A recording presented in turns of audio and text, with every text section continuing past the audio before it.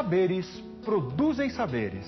Se o papel das instituições educativas é criar situações desafiadoras para que as crianças coloquem em jogo tudo o que sabem e pensam sobre o que vão aprender e construam novos conhecimentos a partir daí, logo é imprescindível saber o que elas sabem e pensam.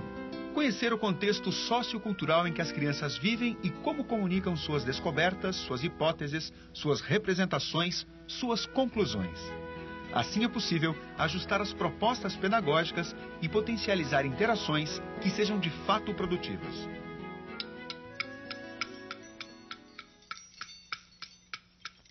Já gosta da mamãe, já gosta do papai, não sabe tomar banho, não. Já sabe tomar banho, já quer ouvir histórias, não sabe pôr sapato, não. Já sabe pôr sapato, já come até sozinho, mas nunca escova os dentes, não. Já escova bem, já vai até na escola, não sabe jogar bola, não. Já sabe jogar bola, já roda, roda, roda, não sabe pular corda, não. Já sabe pular corda, no colo que é carinho.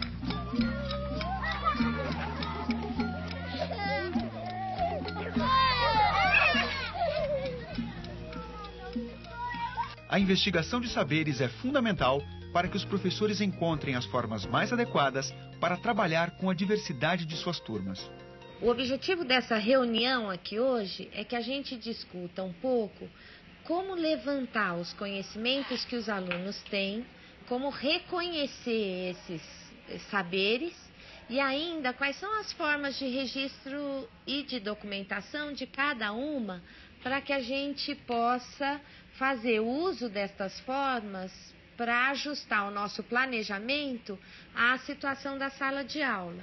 E para reconhecer os saberes das crianças, a gente precisa saber quais são os nossos. Acho que a gente podia contar um pouquinho o que cada uma tem feito e como a gente tem levantado os conhecimentos prévios das crianças. Bom, eu tenho percebido assim que nesses últimos anos minha prática vem mudando de paradigma de uma forma significativa, né? Porque, na verdade, eu tinha uma preocupação com ênfase no ensinar, qual era o melhor método para explicar para os alunos, né? Como ajudá-los a aprender mais e melhor.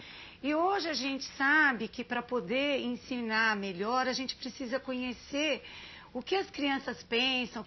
Uma outra coisa que eu também percebi que eu tinha era uma visão um pouco equivocada de como é que deveria ser o ambiente da sala de aula. Eu cheguei até, porque eu acreditava nisso, que tinha que colocar assim, etiquetas nas portas. Então, porta eu punha porta, janela eu punha janela, armário eu punha armário, né? Eu fazia isso e achava que isso ajudava as crianças. E a gente sabe que, na verdade, quer dizer, fica presa aquela concepção de que vê, você aprende e tudo mais.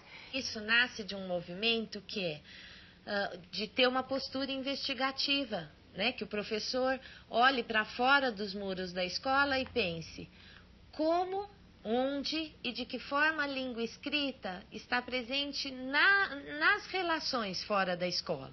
Então, o que, por exemplo, vem escrito numa porta? Muito provavelmente o nome do professor que trabalha lá dentro com a sua turma, ou cuidado, porta automática, mas nunca porta, né? E tantas outras, saída ou entrada, e tantas outras formas de usar a língua escrita, mas aí a Mirta Castedo fala isso num texto que eu acho muito interessante. Olhar para fora dos muros da escola e observar e investigar como a língua escrita é usada no mundo real. E aí trazer para dentro da escola essas práticas para que as crianças reconheçam nelas as formas sociais de uso. Quando o professor reconhece que o seu próprio conhecimento está em constante transformação, fica mais fácil perceber que as crianças participam desse mesmo movimento. Mas como investigar o que as crianças sabem?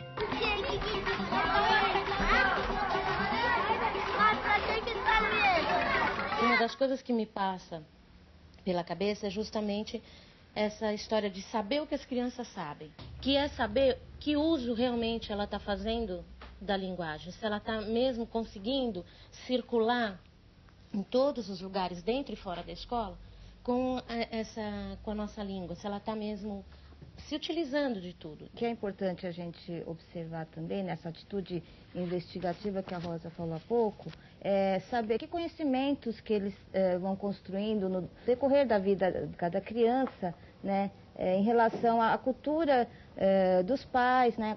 Outro dia a conversa era sobre os personagens folclóricos que a gente estava lendo, o Saci, né, de Monteiro Lobato. E o menino disse assim, a minha avó disse que já viu a mula sem cabeça, né? Então,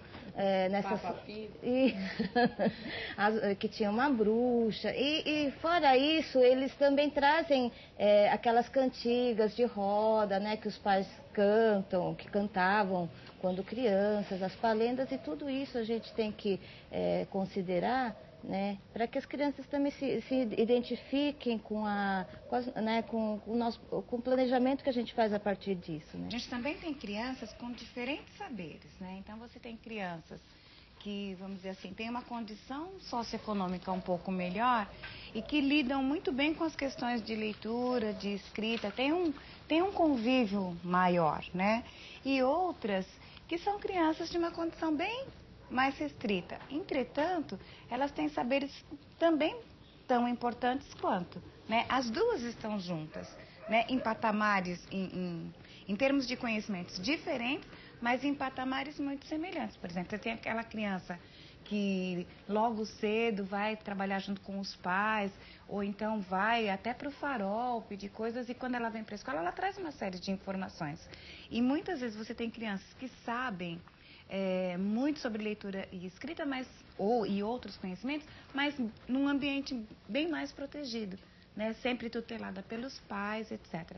E nesse sentido, a gente cruzar esses conhecimentos é importante. A maioria das situações do dia a dia das crianças oferece ao professor oportunidades de investigar o que elas sabem ou pensam.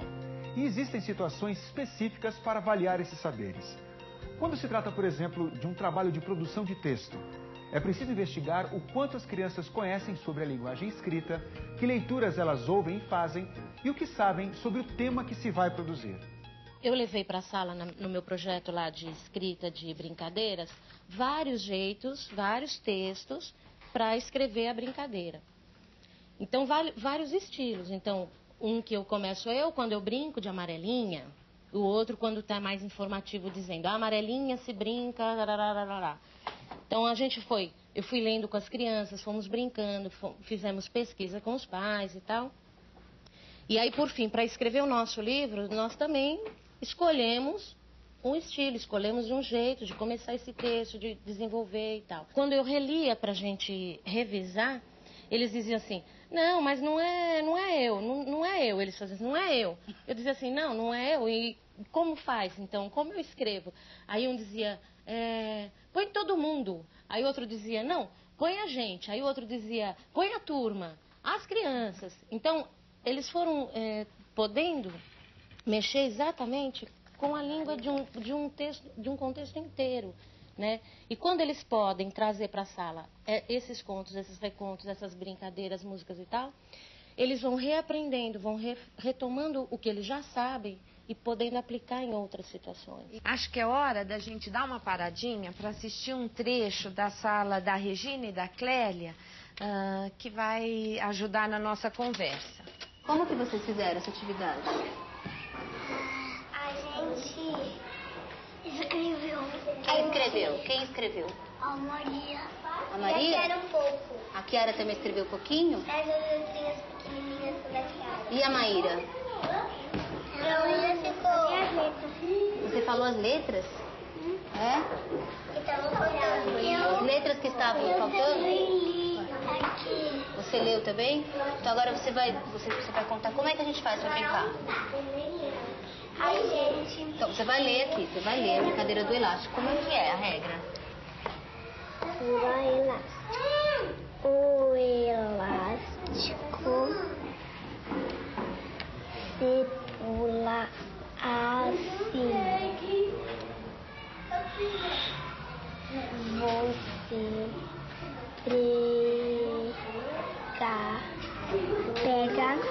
um elástico e podem furar a fila.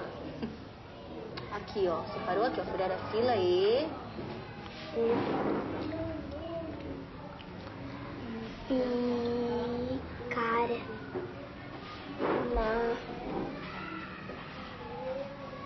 na frente.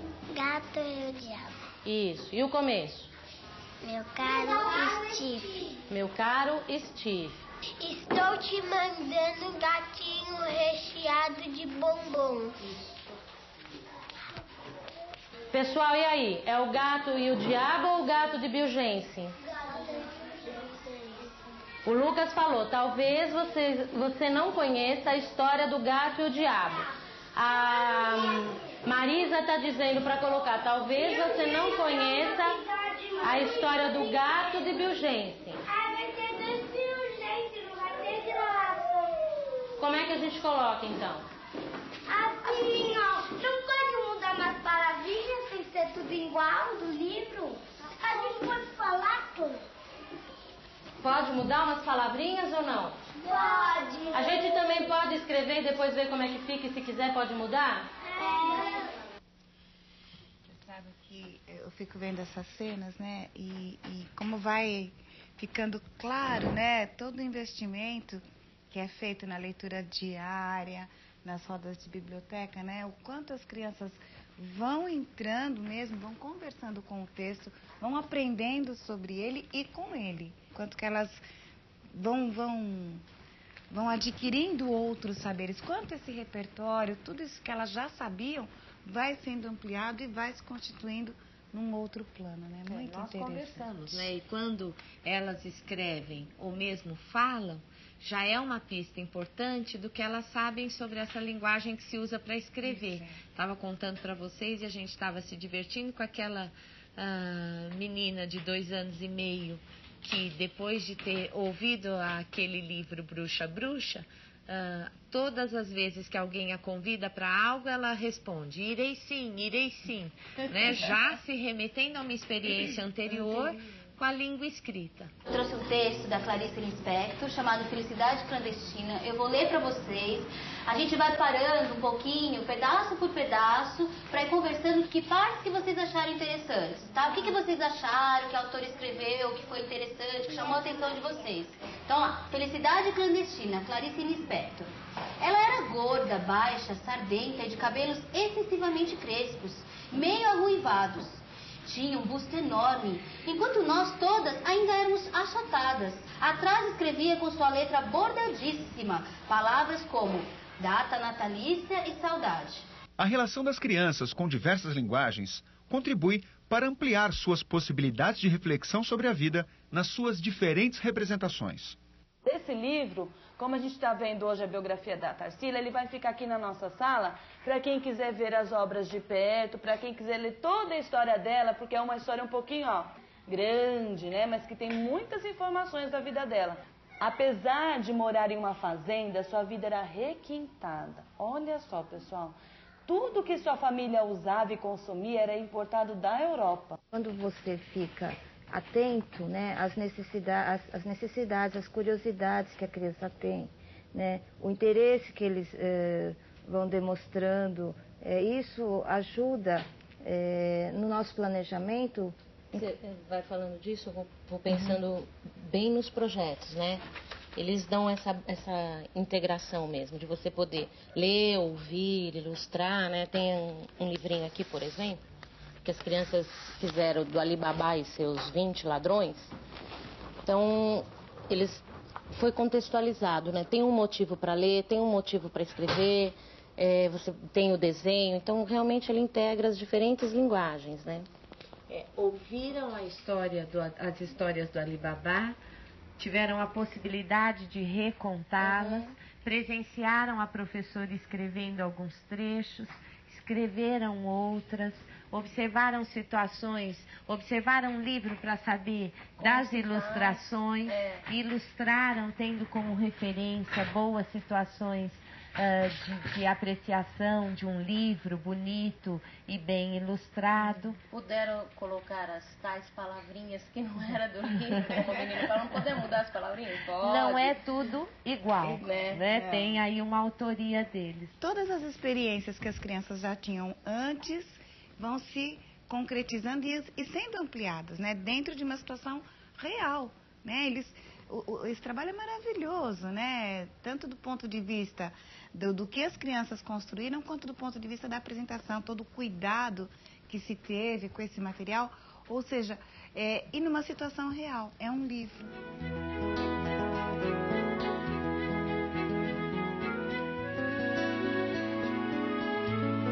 Eu, como professora de sala, mal conseguia começar o ano sem fazer aquela lista de perguntas, né? Começava das palavras com um número maior de sílabas, tomava todo aquele cuidado e ainda acho importante em algumas situações.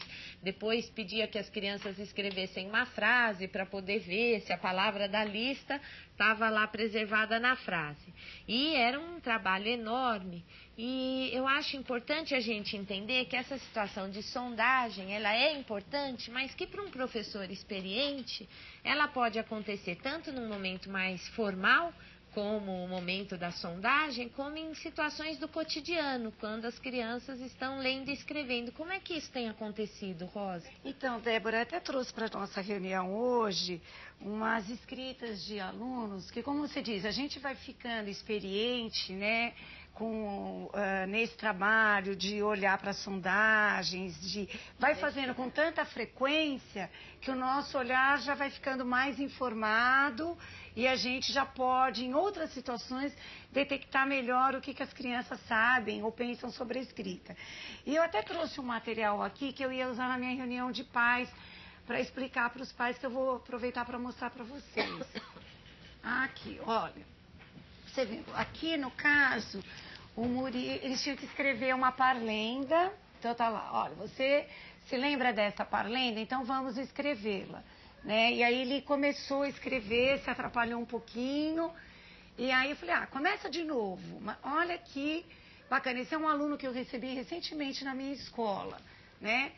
E aí ele começou a escrever, olha lá, hoje é domingo, pé de cachimbo, cachimbo é de barro. Quer dizer, esse aluno nessa produção, nessa escrita de texto de memória, já revela para mim que ele faz uma relação entre a fala escrita, que tem conhecimento sobre o valor sonoro, sem eu ter feito uma sondagem, como tradicionalmente a gente sempre faz, e que eventualmente é necessário, né? Então, nós temos esse... Rosa, mas assim, é interessante observar que tem que ter olhos para ver, né? Uhum. Porque se a gente para nesse primeiro trecho, a gente já diz, nossa. Agora, se a gente começa a investigar, vê a proposta que foi feita, lembra do texto de memória e vai ajustando e observando como ele produziu isso enquanto fazia, a gente pode ter muito mais informações sobre a forma como ele está escrevendo. Isso é verdade. Aqui no caso a gente tem o João, né, que tinha que escrever a parlenda lá em cima do piano, né?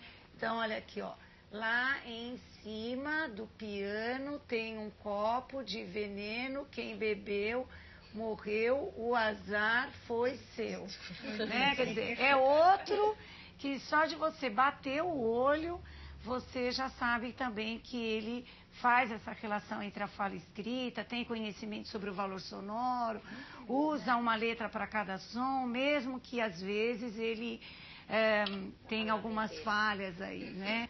Aqui é da Luísa, que é aquela aluna minha, que ainda não consegue falar, que está fazendo tratamento, né? Ainda apresenta essas questões da coordenação motora fina, né? Como é que eu consigo detectar o que ela sabe? Então a gente fala, agora você vai escrever a parlenda, hoje é domingo, né? Então ela tem uma lousa imantada com as letras e ela vai selecionando as letras, né? E aí a gente vai do lado. Então aqui, né? Então escreve para mim hoje. Aí ela pega e põe isso. Aí eu copio aqui embaixo o que ela fez com as letras móveis lá. O E, aí ela pôs aqui, olha, domingo. Então, eu vou escrevendo embaixo o que ela vai... Quer dizer, é possível também detectar numa criança como ela, os saberes que ela tem, né? Aí nós temos aqui o João já escrevendo uma lista, mas ora faz a sílaba completa, ora não. Aqui ele está escrevendo uma lista de histórias onde aparecem bruxas, né? Então, Rapunzel, Cinderela, né? Depois aqui, a Bela e o Adormecida, pôs aqui embaixo. João e Maria, né? Branca de Neve, e assim vai. Então, quer dizer, aqui a gente já percebe que ora ele faz a sílaba completa, ora não. Quer dizer, ora faz a relação fonema-grafema, ora não. Quer dizer, o avanço do João de abril para maio, né? Aqui nós temos a Rafaela escrevendo uma piada, né? Também assim, ó lá, Dona Maria, né? Por quê? Aqui, o porquê você quer entrar no meu quintal, né? E aí, o que aconteceu lá desta vez?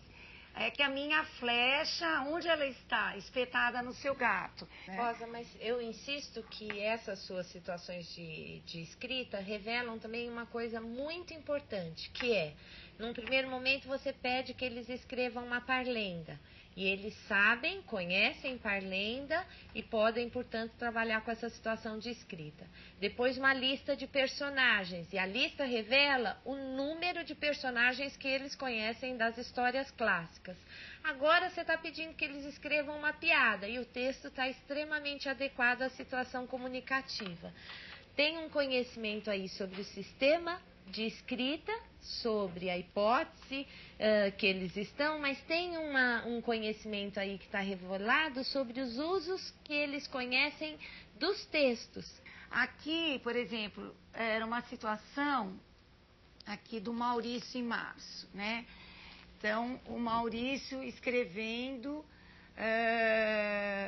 o que tem na casa do João e Maria, quais eram os doces que eles imaginam que tem na casa do João e Maria.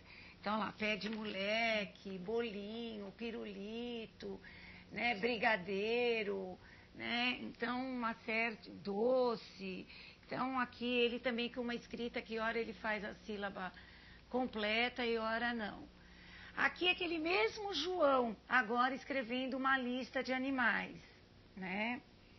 Então, já apresentando uma escrita alfabética. Então, quer dizer, são escritas que a gente vai guardando e que vão revelando os conhecimentos que as crianças têm, para que eu possa saber que tipo de planejamento, que tipo de atividade eu vou fazer. Quer dizer, fazer essas atividades, determinadas atividades de sondagem, para conhecer os saberes das crianças, né, fazem sentido para a gente poder planejar, organizar o trabalho, ver quais as situações são mais adequadas, né?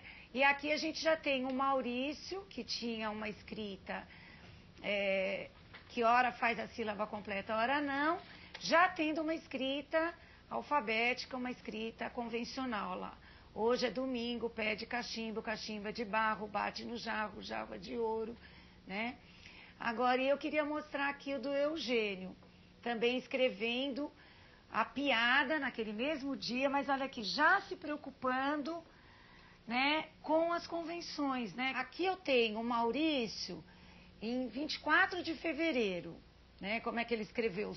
Aqui, o que tinha na cesta do Chapeuzinho Vermelho? Soda, tubaína, coxinha, brigadeiro, bolo. Eu até escrevi aqui do lado, mas não haveria nem necessidade, porque a escrita dele já revela os saberes dele, né? Um registro como esse revela tanto o avanço do aluno, quanto avalia a sua própria intervenção. Porque aí você pode perceber se aquilo que você tem planejado, preparado, se as situações que você tem oferecido, de fato tem permitido que os alunos avancem em seus saberes.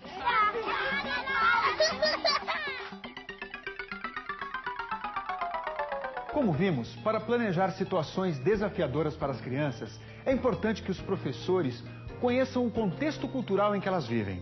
Seu ambiente, o nível de conhecimento dos pais, suas referências, as brincadeiras. Dependendo do tipo de atividade planejada, são saberes diferentes que o professor deve considerar. A pergunta básica é: o que exatamente eu preciso saber a respeito do que sabem e pensam essas crianças?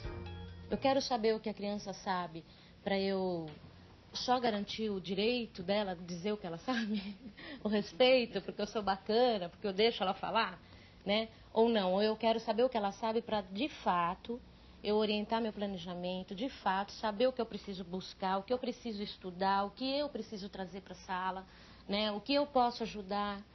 Então, acho que esse é o grande diferencial em saber o que a criança sabe, porque eu preciso agir sobre isso. Eu sempre gostei da ideia de que a escola tem que fazer diferença na história das crianças, dos meninos e das meninas. E fazer diferença na escola significa possibilitar, através da intervenção, através do planejamento, a ampliação do saber. A ampliação daquilo que elas conhecem e daquilo que elas poderão conhecer a partir da nossa intervenção. E, inclusive, essa ampliação do saber é também em relação ao professor, né? Para a gente poder organizar essas intervenções, ter esses olhares, né? Isso, é preciso que a gente possa investir na nossa formação. Nós somos também aprendizes e que aí cabe uma reflexão sobre a nossa própria formação. E com todo o respeito aos professores de antigamente, antes um professor se formava no magistério e praticamente passava toda a sua vida fazendo as mesmas coisas que ele tinha aprendido ou que ele tinha construído na sua história. Hoje a gente já conta com uma possibilidade, com um conhecimento acumulado para poder fazer diferente.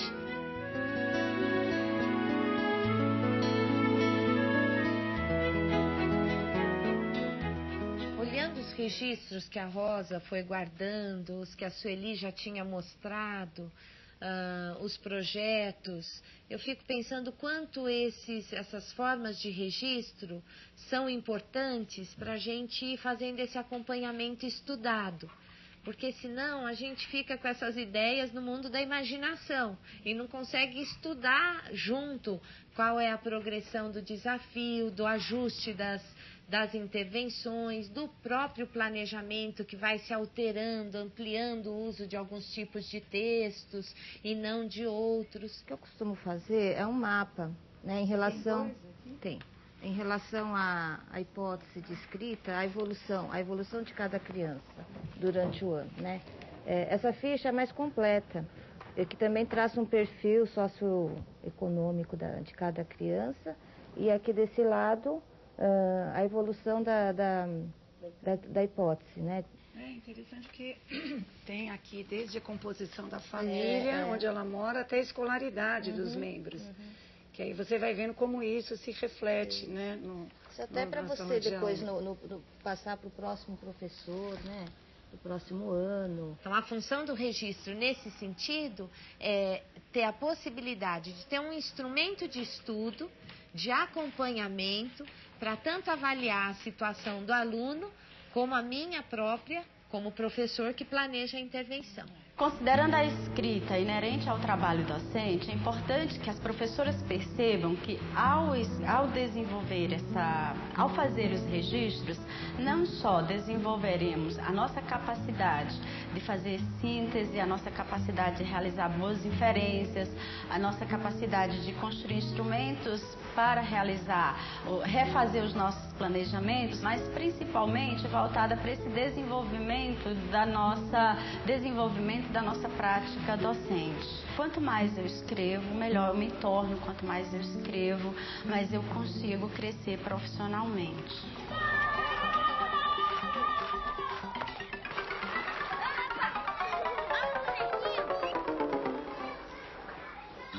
Saberes que produzem saberes.